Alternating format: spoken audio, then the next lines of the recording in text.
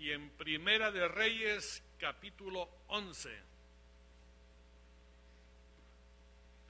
y Ezequiel, capítulo 3.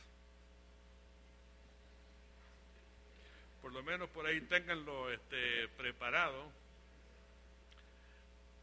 Pero vamos a basar el mensaje en Mateo, capítulo 5,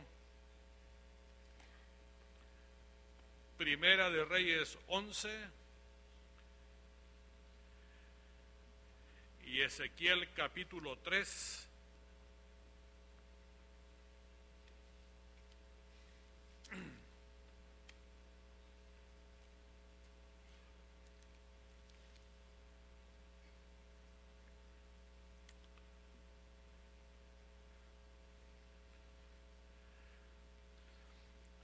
Tenemos nosotros, hermanos amados, un llamamiento precioso de parte del Señor. Y ese llamamiento es a que nosotros seamos luz y seamos sal sobre la faz de la tierra. Que seamos luz y sal en el ambiente en el cual nosotros nos movemos. Y vamos a ver qué es lo que nos dice la Sagrada Escritura. San Mateo 5:13 dice la palabra: vosotros sois la sal de la tierra, pero si la sal se desvaneciere, ¿con qué será salada?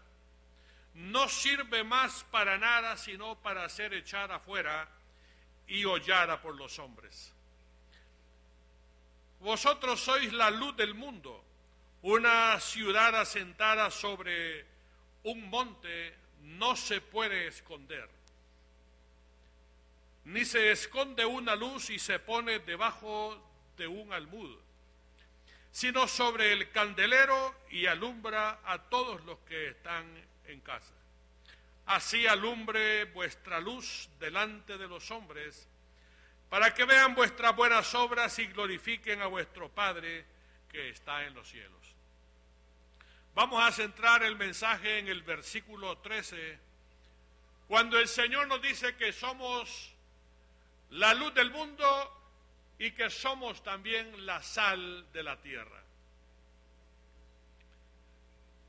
En el mundo en el cual nosotros estamos viviendo, hermanos, en esta vida que el Señor nos ha prestado sobre la faz de la tierra, entre otras cosas, y desde el punto de vista espiritual, este mundo se caracteriza por dos cosas. Se caracteriza porque este mundo está verdaderamente en tinieblas. Los nubarrones de un desastre económico ha asomado a nuestro mundo. Lo podemos ver en nuestro país, lo podemos ver, hermanos, que eso está comenzando en el mundo. Esas nubes están sobre la tierra. En lo moral, podemos darnos cuenta de la proliferación acelerada del homosexualismo, del lesbianismo, de la prostitución, de la pornografía, del hedonismo, en el cual la gente lo que quiere es gozar y gozar y gozar más del placer que cualquier otra cosa. Y parece que el mundo se está complicando también, hermanos, aprobando los matrimonios gay. Ya los Estados Unidos han aprobado en 10 estados el matrimonio entre hombres. Posiblemente de aquí a unos 15 años, yo creo que los 52 estados de la nación habrán aprobado, hermano, esa ley con respecto a los matrimonios entre hombres. Nos preguntamos, hermanos, ¿qué es lo que nos está pasando a nosotros? Si queremos ver a este mundo desde el punto de vista social, cómo los jóvenes se están corrompiendo hoy en día. Se están matando los unos con los otros, están llenos de violencia. Esto se puede ver en Brasil, se puede ver en Venezuela, se puede ver en Honduras, se puede ver en El Salvador, se puede ver en México. Hermanos, la violencia es espantosa y terrible en todos estos lugares que les he mencionado, y eso como que si está avanzando a pasos agigantados. Si lo vemos desde el punto de vista espiritual, parece que el mundo no quiere a Dios. Nadie busca a Dios. Es más, lo que hacen es buscar posiblemente las fuerzas del enemigo, los poderes satánicos, la inteligencia satánica, en lugar de buscar el sabio consejo de la Sagrada Escritura. En el aspecto militar, el mundo se ha preparado para una guerra tercera. Parece que no aprendió de la Primera ni de la Segunda Guerra Mundial, con todo ese desastre y ese sufrimiento que trajo. Y este mundo se ha preparado militarmente para la Tercera Guerra Mundial. La palabra de Dios nos dice en el libro de Apocalipsis que en el mundo, hermanos, van a morir la tercera parte de la población mundial. Y no va a ser por ninguna epidemia, hermanos, sino, dice la Escritura, por una lluvia de fuego y de azufre que anuncia una hecatombe nuclear. Entonces, cuando vemos, hermanos, en estas distintas áreas en este mundo, pareciera que en este mundo no hay luz. Ni siquiera, hermano, un chispazo de luz y de sabiduría. Lo que podemos ver, hermanos, es la única luz del Evangelio de nuestro Señor Jesucristo. Por eso, hermanos, el mundo está o se caracteriza porque es un mundo que está en tinieblas.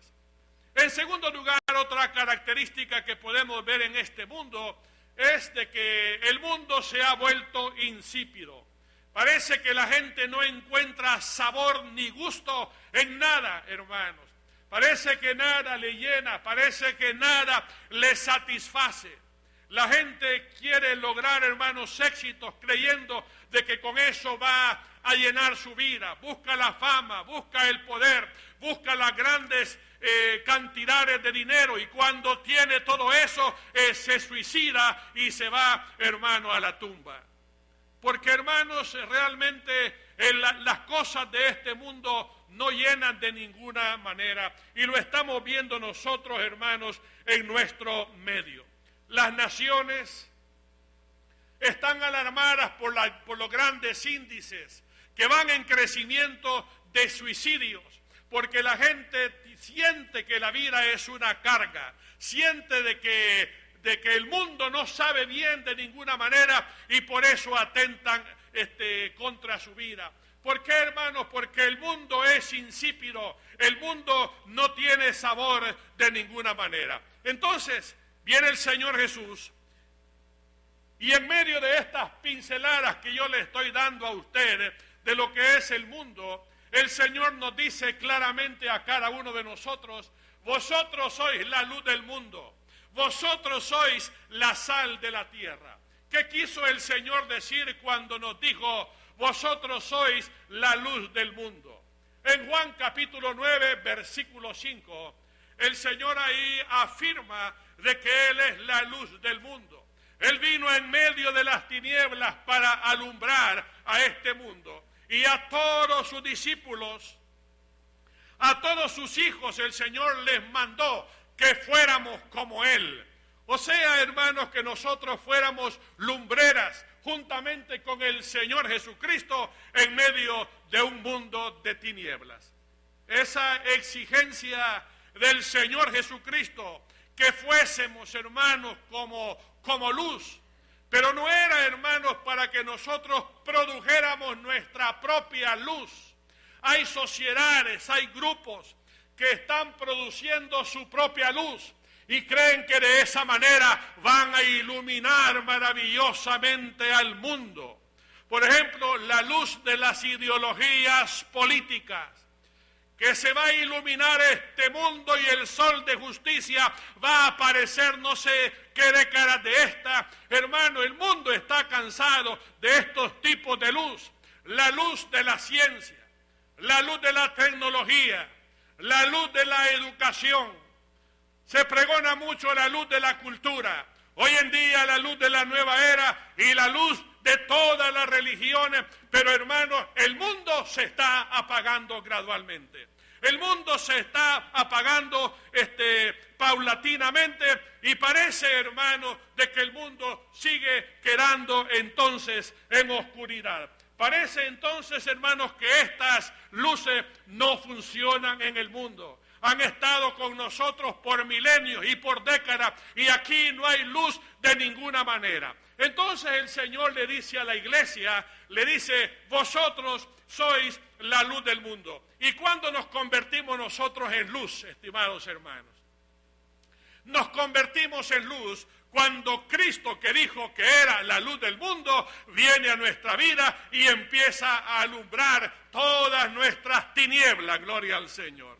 Yo sé que hay muchos de ustedes que han comenzado a iluminar ahí en el medio de su familia y casi se han ganado a toda su familia para Cristo. Eso, hermano, es hermoso. El Señor nos ha llamado precisamente a esto. La iglesia Josué ha sido una iglesia que ha estado alumbrando con el Evangelio, con 70 iglesias a lo largo del país y con mucha labor misionera allá, hermano, en África y en otros lugares. Queremos, hermanos, ser luz en medio de las tinieblas. Pero para que nosotros entendamos lo que el Señor nos dijo, vosotros sois la luz del mundo, veamos, hermanos, para qué existe la luz. La luz existe, hermanos, por 3 razones. La luz existe para que alumbre, por supuesto. La luz existe para que se vea, oiga bien. Las lámparas en aquel entonces, en el mundo antiguo, consistían de un pequeño depósito donde ahí se ponía aceite y se ponía una mecha.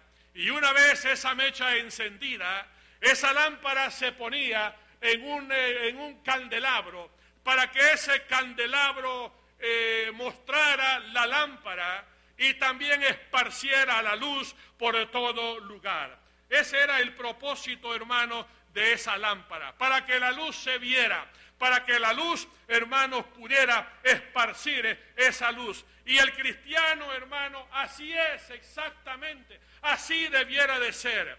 El cristiano se tiene que ver, amén. El cristiano se tiene que ver. El cristiano se tiene que dejar ver también. No existen, hermanos, cristianos de la secreta. No existen. Habemos muchos de nosotros que en ciertos círculos ocultamos nuestras convicciones, ocultamos nuestra fe que tenemos en el Señor Jesucristo, apagamos nuestra voz, nos escondemos de la gente porque no queremos que la gente sepa de que yo soy cristiano evangélico, porque nos da vergüenza de eso.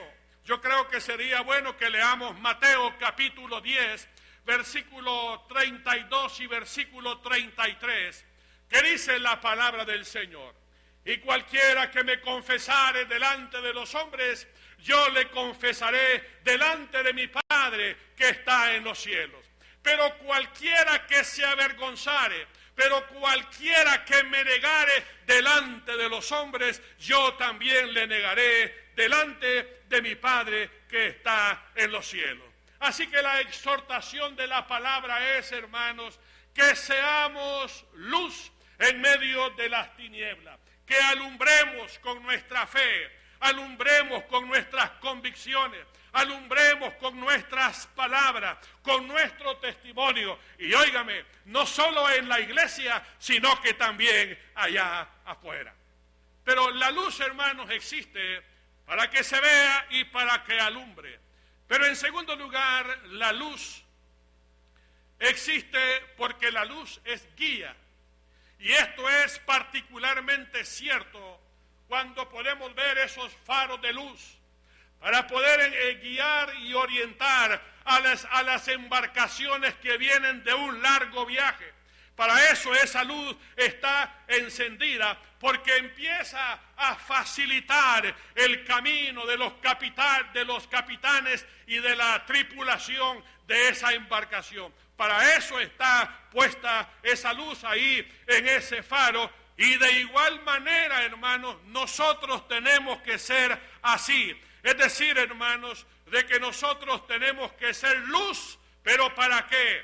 Para guiar, para orientar, para facilitarle el camino al hombre pecador, a aquel que está sin esperanza, a aquel que cree de que ha llegado al final, al callejón sin salida, donde para él ya no hay esperanza. Es ahí, hermano, donde el cristiano tiene que ser guía como la luz, porque el Señor nos ha llamado a ser luz del mundo.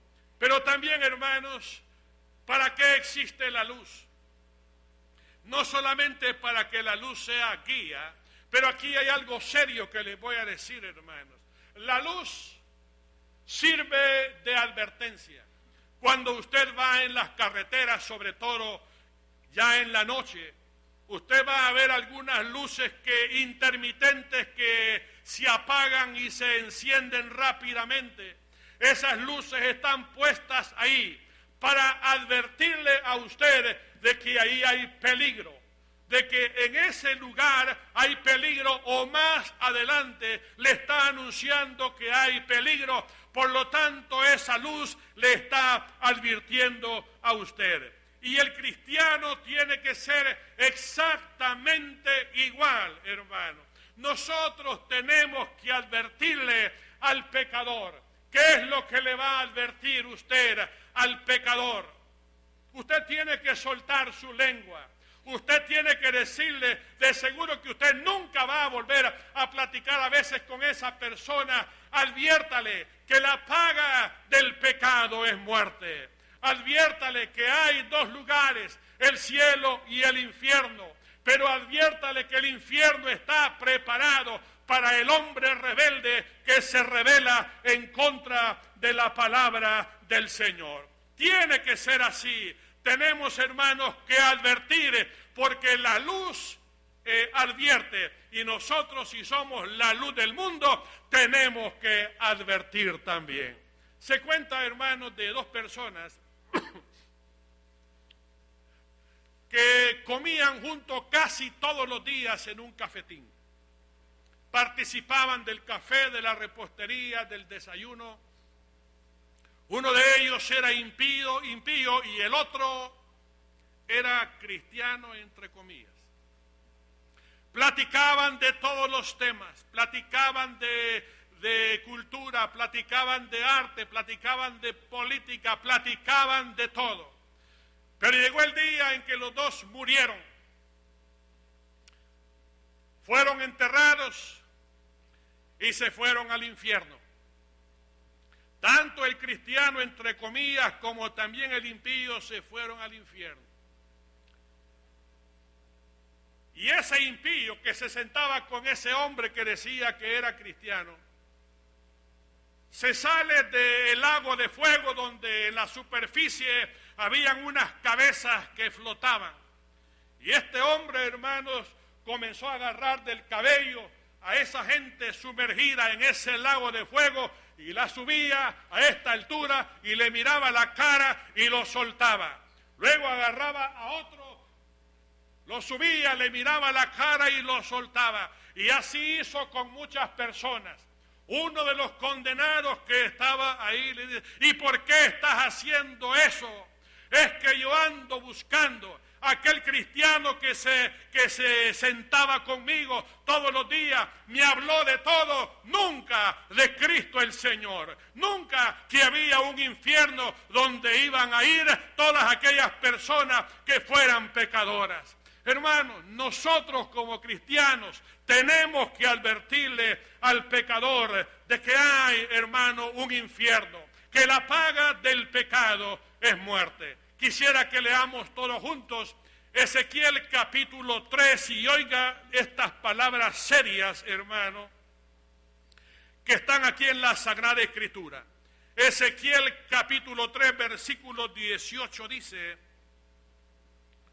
cuando yo dijere al impío, de cierto morirás, y tú no le amonestares ni le hablares, para que el impío sea apercibido de su mal camino, a fin de que viva, el impío morirá por su maldad, pero su sangre la demandaré de tu mano. Pero su vida la voy a demandar de tu mano. Puede imaginarse, hermano, la gran responsabilidad que nosotros tenemos como hijos de Dios. Pero el Señor Jesucristo no solamente nos dijo, ustedes son la luz del mundo, pero nos dijo también que nosotros somos la sal de la tierra. En aquel mundo antiguo, la sal era altamente apreciada como hoy en día, hermanos. La sal es apreciada. Tan apreciada era de que los griegos la llamaban sal divina. Tan apreciada era que los romanos decían de la sal que habían dos cosas útiles acá en este universo, el sol y la sal. Quizás decían el sol porque daba vida y la sal porque preservaba los alimentos cuando no existía Westinghouse. Entonces ellos apreciaban mucho la sal.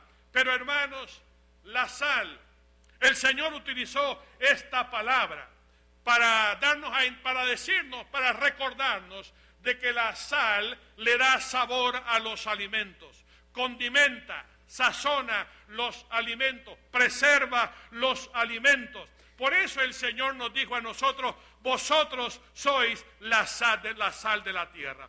¿Qué quiso el Señor decir con que vosotros sois la sal de la tierra? No pierdan en su mente de que la sal influye sobre los alimentos, ¿cierto?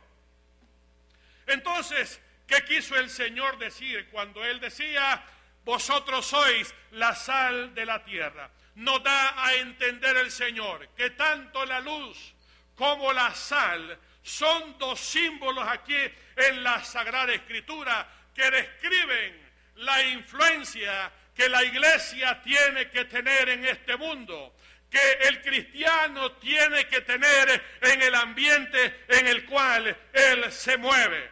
Así como la sal influye en los alimentos, así nosotros tenemos que influir, hermanos, en medio del mundo en el cual nosotros estamos. Alabamos al Señor, hermanos, por las iglesias que están aquí en El Salvador. Son medios que Dios está utilizando, porque por medio de la presencia del Señor, del Espíritu de Dios, hermanos, la iglesia y ustedes, los cristianos, estamos levantando al caído, estamos fortaleciendo al débil, le estamos comunicando el conocimiento de vida a aquel que ignora la palabra de Dios.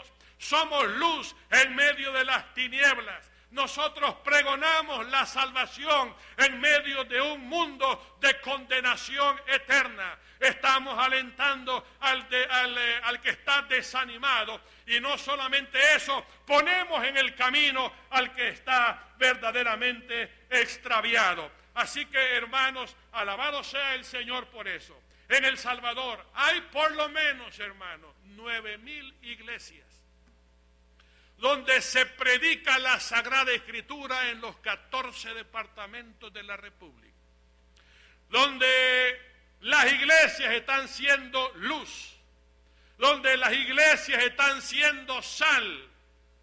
Y no solamente hay 9,000 iglesias, sino que, hermano, hay quizás un número, quizás el doble de casas donde se enseña, donde se predica la palabra de Dios, donde se le exhorta al hombre pecador. Y ahí, hermano, la luz está iluminando. Ahí la sal está sanando, es decir, está, hermano, salando la vida. Gloria al Señor. Pero fíjense que el Señor no solamente dijo, ustedes son la sal de la tierra, pero dijo también, hermanos, ¿qué pasaría si la sal se desvaneciera? ¿Qué sería si la sal pierde su sabor, pierde su sazón? Lo que nos está diciendo, hermanos, oiga, ¿qué pasaría si nosotros como cristianos ya no influimos? Ya no somos de influencia en el mundo en el cual nosotros vivimos. ¿Qué pasaría si la sal pierde su sabor, pierde su influencia y pierde su poder?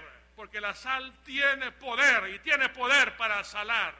¿Qué pasaría si la sal pierde su influencia y su poder? ¿Qué pasaría si el creyente, si el cristiano pierde su influencia y pierde su poder? Hermanos, nos quedaríamos nosotros en medio de la liturgia, en medio de los programas, de los ritos, de las ceremonias, donde habría de todo, menos el Espíritu de Dios que le da poder a la vida cristiana. Imagínense, hermanos, sería algo terrible.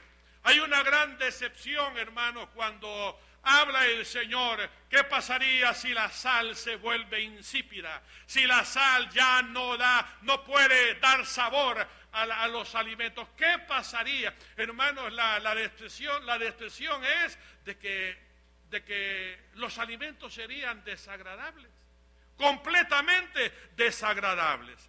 El cristiano descuidado, el cristiano inconsecuente, es un cristiano que podría perder su influencia y podría perder su poder. Vea lo que estoy diciendo. Podría perder su influencia en este mundo y podría perder su poder en la vida, porque hay muchos cristianos, hermanos, que cuando hablamos de la fe de ellos está en crisis. Las convicciones se han debilitado. Si hablamos de algunos cristianos, hermanos, hay apatía para buscar a Dios. El alma parece, hermano, que es un alma disecada. La vida de ese creyente pareciera que es una vida estéril. No muestra, hermano, nada. A veces no muestra ni siquiera un tan solo fruto.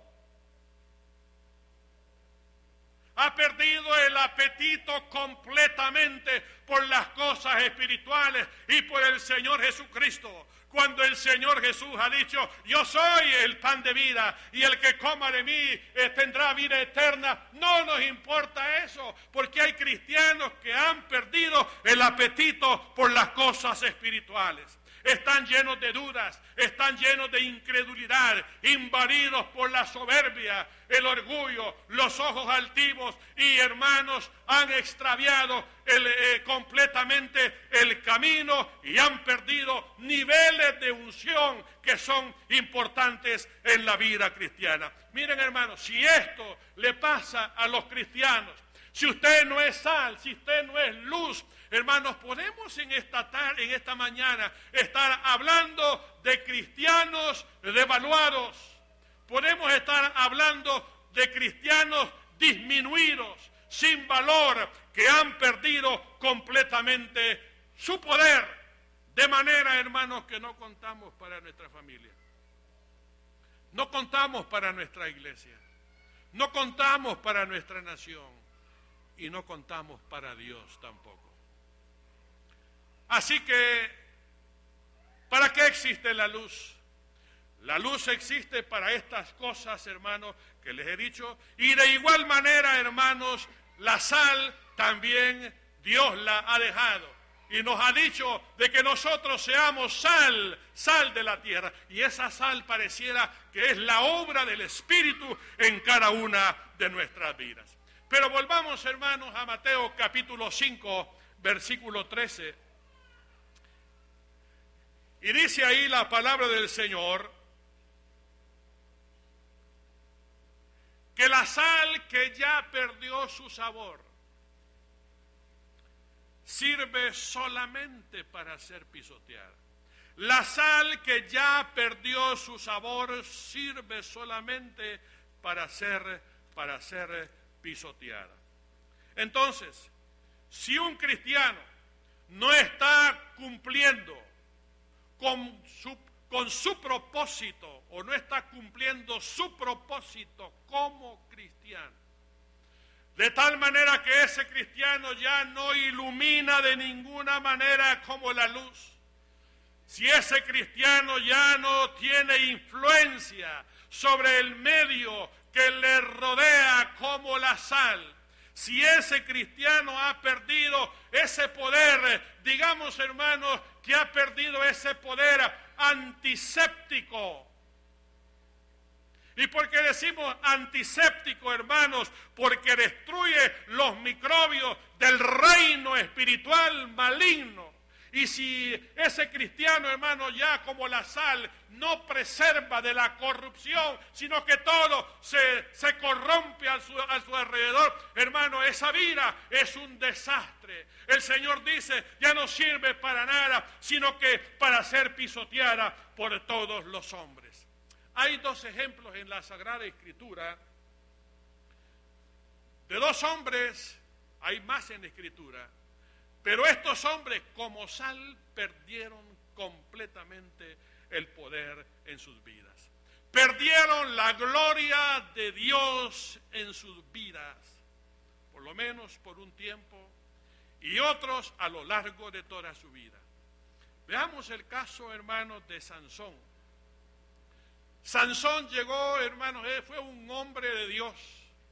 Fue un hombre que lo capacitó y lo saturó de una fuerza descomunal que venía de la presencia del Espíritu de Dios.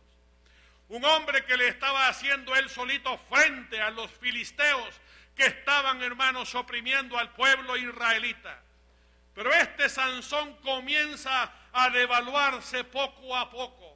Empieza a entrar en una vida decadente hasta que quedó completamente inutilizado. Pero hermanos, ¿por qué fue eso? Por la concupiscencia, por la lujuria de su propia vida, de la cual él nunca, hermano, quiso huir, nunca quiso renunciar de esa lujuria. Por lo tanto, hermanos, comenzó a devaluarse, comenzó a ya no ser sal en el medio y, hermano, ya no pudo honrar el llamamiento al cual el Señor le había llamado. Triste historia, hermano.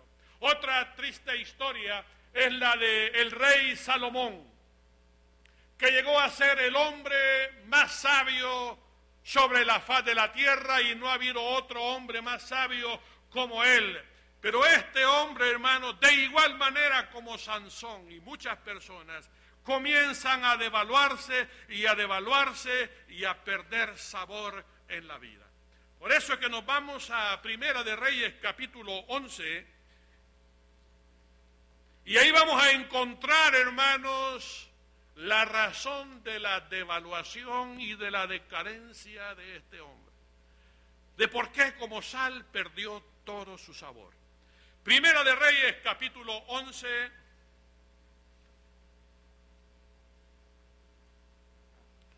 versículo 1, dice la palabra: pero el rey Salomón amó, además de las hijas de Faraón, a muchas mujeres extranjeras, a las de Moab, a las de Amón, a las de Edom, a las de Sidón y a las heteas, gentes de las cuales Jehová había dicho a los hijos de Israel: no llegaréis a ellas, ni ellas se allegarán a vosotros, porque ciertamente harán inclinar vuestros corazones tras sus dioses.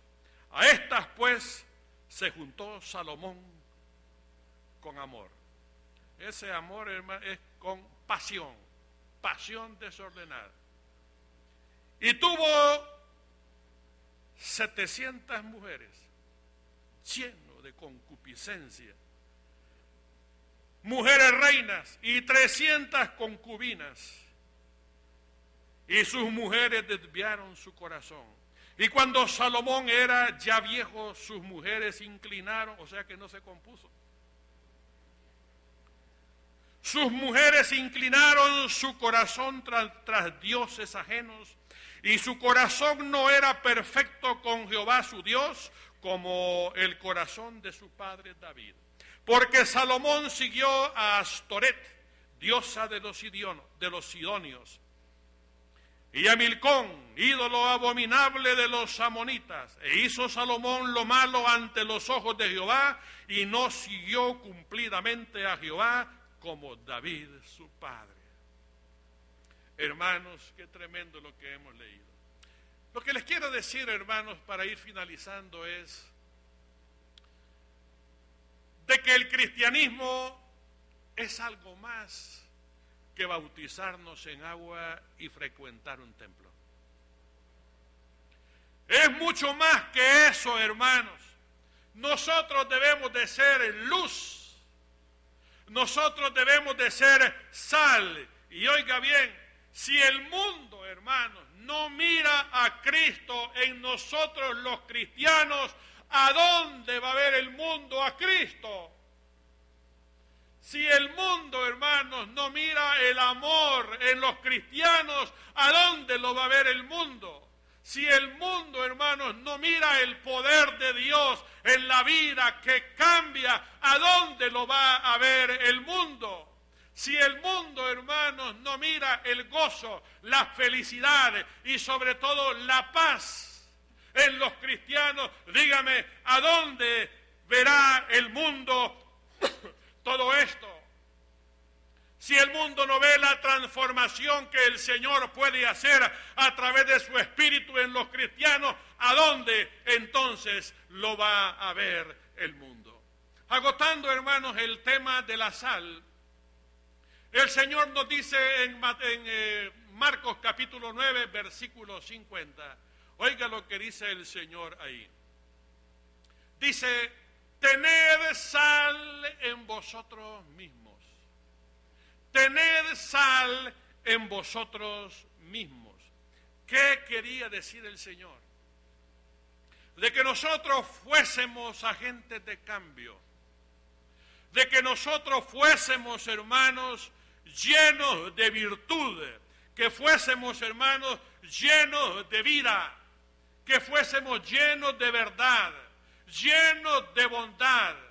Que nosotros fuésemos, hermanos, llenos de gozo, de felicidad y de paz. Porque si no tenemos sal, hermanos, en nosotros, dígame, ¿cómo vamos a esparcir nosotros sal? Y no es posible que estemos esparciendo sal insípida. Me encanta mucho lo que dice Colosenses capítulo 4, versículo 6, donde ahí la palabra dice que vuestras palabras sean con gracia, sazonadas con sal. Vea la Escritura. Que sean vuestras palabras con gracia, sazonadas con sal. ¿Qué significa palabras con gracia? Significa palabras con encanto, palabras agradables, palabras que no ofenden, palabras que tienen, hermanos, atractivo. Eso es lo que el Señor está diciendo. Sean vuestras palabras con gracia, sean vuestras palabras con encanto, que sean agradables. Y cuando esas palabras están saturadas de eso, hermanos amados, ¿qué podemos decir? Se cumple lo que dice la palabra. Esas palabras serán sazonadas con sal, o están sazonadas con sal. Gloria al Señor. Qué maravilloso, hermano, fuera que se cumpliera en nosotros el Salmo 45, versículo 3, que dice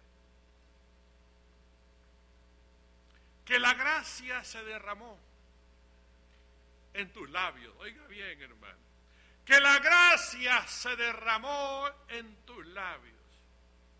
Qué maravilloso es eso, hermanos, que la gracia, que el encanto de Dios, hermanos, se derrame en nuestra boca cuando nosotros hablamos.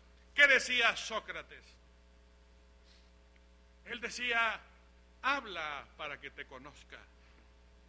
Habla para que te conozca. Porque la verdad que las palabras, hermanos, son reflejos de lo que están allá dentro del corazón.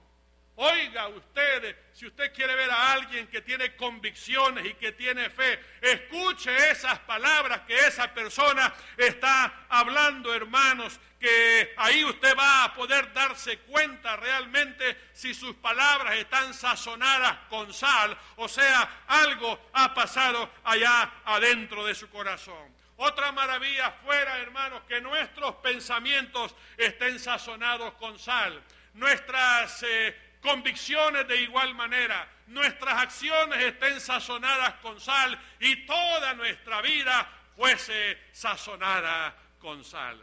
Ese llamamiento es maravilloso, hermanos. Y ese llamamiento Dios lo ha dado a cada uno de nosotros, que seamos sal en este mundo y que seamos luz en este mundo. Acepte ese reto del Señor. Incline su rostro y vamos a orar. Mientras la iglesia ora, antes de participar de los elementos de la cena, puede que haya aquí